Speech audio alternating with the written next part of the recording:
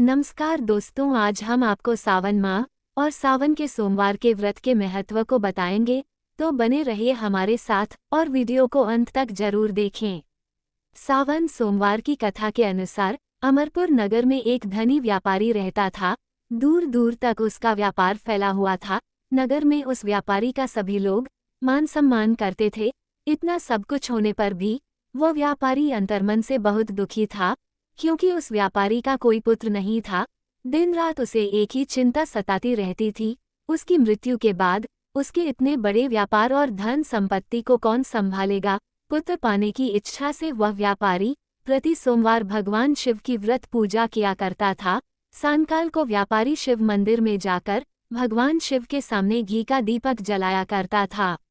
उस व्यापारी की भक्ति देखकर एक दिन पार्वती जी ने भगवान शिव से कहा, हे प्राणनाथ, यह व्यापारी आपका सच्चा भक्त है। कितने दिनों से यह सोमवार का व्रत और पूजा नियमित कर रहा है। भगवान आप इस व्यापारी की मनोकामना अवश्य पूर्ण करें। भगवान शिव ने मुस्कराते हुए कहा, हे पार्वती, इस संसार में सबको उसके कर्म के अनुसार फल की प्राप्ति होती है। प्राणी जैसा कर्म करते हैं उन्हें वैसा ही फल प्राप्त होता है। इसके बावजूद पार्वती जी नहीं मानी। उन्होंने आग्रह करते हुए कहा, नहीं प्राणनाथ, आपको इस व्यापारी की इच्छा पूरी करनी ही पड़ेगी। यह आपका अनन्य भक्त है, प्रति सोमवार आपका विधिवत व्रत रखता है और पूजा अर्चना के बाद आपको भोग लगाकर एक समय भोजन ग्रहण करता है। आपको इसे पुत्र प्राप्ति का वरदान देना ही होगा। पार्वती जी का इतना आग्रह देखकर भगवान शिव ने कहा, तुम्हारे आग्रह पर मैं इस व्यापारी को पुत्र प्राप्ति का वरदान देता हूँ, लेकिन इसका पुत्र 16 वर्ष से अधिक जीवित नहीं रहेगा। उसी रात भगवान शिव ने स्वप्न में उस व्यापारी को दर्शन देकर उसे पुत्र प्राप्ति का वरदान दिया और उसके पुत्र के 16 वर्ष तक जीवित रहने की बात भी बताई। भगवान के वरदान से व्यापारी को खुशी तो हुई, लेकिन पुत्र की अल्पायु की चिंता ने उस खुशी को नष्ट कर दिया। व्यापारी पहले की तरह सोमवार का विधिवत व्रत करता रहा। कुछ महीने पश्चात उसके घर अति सुंदर पुत्र उत्पन्न हुआ।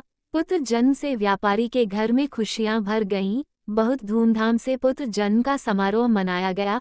व्यापारी को पुत्र जन्म की अधिक खुशी नहीं हुई, क्योंकि उसे पुत्र की अल्पायु के रहस्य का पता था। यह रहस्य घर में किसी को नहीं मालूम था। विद्वान ब्राह्मणों ने उस पुत्र का नाम अमर रखा। जब अमर 12 वर्ष का हुआ तो शिक्षा के लिए उसे वाराणसी भेजने का निश्चय हुआ। व्यापारी ने अमर के मामा दीपचंद को बुलाया और कहा कि अमर को शिक्षा प्राप्त करने के लिए वाराणसी छोड़ आओ। अमर अपने मामा के साथ शिक्षा प्राप्त करने के लिए चल दिया।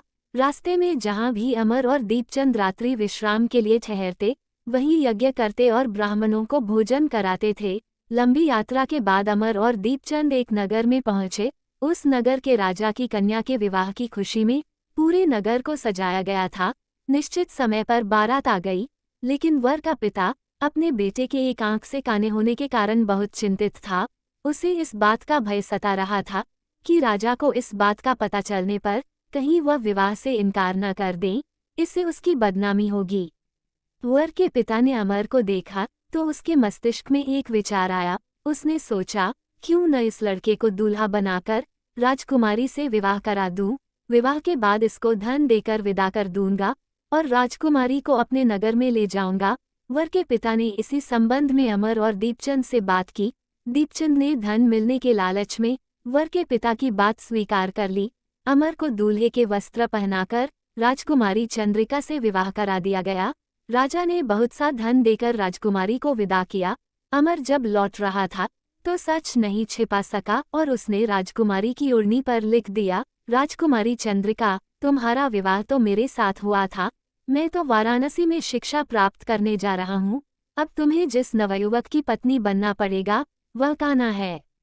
जब राजकुमारी ने अपनी ओढ़नी पर लिखा हुआ पढ़ा तो उसने काने लड़के के साथ जाने से इनकार कर दिया।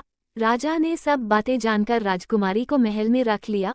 उधर अमर अपने मामा दीपचंद के साथ वाराणसी पहुंच गया। अमर ने गुरुकुल में पढ़ना शुरू कर दिया। जब अमर की आयु 16 वर्ष पूरी हुई तो उसने एक यज्ञ किया। यज्ञ की समाप्ति पर ब्राह्मणों को भोजन कराया और खूब अन्न वस्त्र दान किए। रात को अमर अपने शयन कक्ष में सो गया। शिव के वरदान के अनुसार शयनावस्था में ही अमर के प्राण पखेरु उड़ गए। सूर्योदय पर मामा अमर को मृत देखकर रोने पीटने लगा। आसपास के लोग भी एकत्र होकर दुख प्रकट करने लगे। मामा के रोने विलाप करने के स्वर समीप से गुजरते हुए भगवान शिव और माता पार्वती ने भी सुने। पार्वती जी ने भगवान से कहा, प्राणनाथ, मुझसे इसके रोने के स्वर सहन नहीं हो रहे, आप इस व्यक्ति के कष्ट अवश्य दूर करें। भगवान शिव ने पार्वती जी के साथ अदृश्य रूप में समीप जाकर अमर को देखा तो पार्वती जी से बोले, पार्वती, यह तो उसी व्यापारी का पुत्र है, मैंने इसे 16 वर्ष की आयु का वरदान दिया था, इसकी आयु तो पूरी हो गई। पार्वती जी ने फिर भगवान शिव से निवेदन किया, हे प्राणनाथ, आप इस लड़के को जीवित करें, नहीं तो इसके माता पिता पुत्र की मृत्यु के कारण रो रोकर अपने प्राणों का त्याग कर देंगे। इस लड़के का पिता तो आपका परम भक्त है, वर्षों से सोमवार का व्रत करते हुए आपको भोग लगा रहा है। पार्वती जी के आग्रह करने पर भगवान शिव ने उस लड़के को जीवित होने का वरदान दिया और कुछ ही पल में वह जीवित होकर उठ बैठा। शिक्षा समाप्त करके अमर मामा के साथ अपने नगर की ओर चल दिया। दोनों चलते हुए उसी नगर में पहुंचे जहां अमर का विवाह हुआ था। उस नगर में भी अमर ने यज्ञ का आयोजन किया। समीप से गुजरते हुए नगर के राजा ने यज्ञ का आयोजन देखा। राजा ने अमर को तुरंत पहचान लिया। यज्ञ समाप्त होने पर राजा अमर और उसके मामा को महल में ले गया और कुछ दिन उन्हें महल में रखकर बहुत सा धन वस्त्र देकर राजकुमारी के साथ विदा किया। रास्ते में सुरक्षा के लिए राजा ने बहुत से सैनिकों को भी साथ भेजा। दीपचंद ने नगर में पहुंचते ही एक दूत को घर भेजकर अपने आगमन की सूचना भेजी। अपने बेटे अमर के जीवित वापस लौटने की सूचना से व्यापारी बहुत प्रसन्न हुआ। व्यापारी ने अपनी पत्नी के साथ स्वयं को एक कमरे में बंद कर रखा था। भूखे प्यासे रहकर व्यापारी और उसकी पत्नी बेटे की प्रतीक्षा कर रहे थे। उन्होंने प्रतिज्ञा कर रखी थी कि यदि उन्हें अपने बेटे की मृत्यु का समाचार मिला तो दोनों अपने प्राण त्याग देंगे। व्यापारी अपनी पत्नी और मित्रों के साथ नगर के द्वार पर पहुंचा। अपने बेटे के विवाह का समाचार सुनकर पुत्रवधू राजकुमारी चंद्रिका को देखकर उसकी खुशी का ठिकाना न रहा।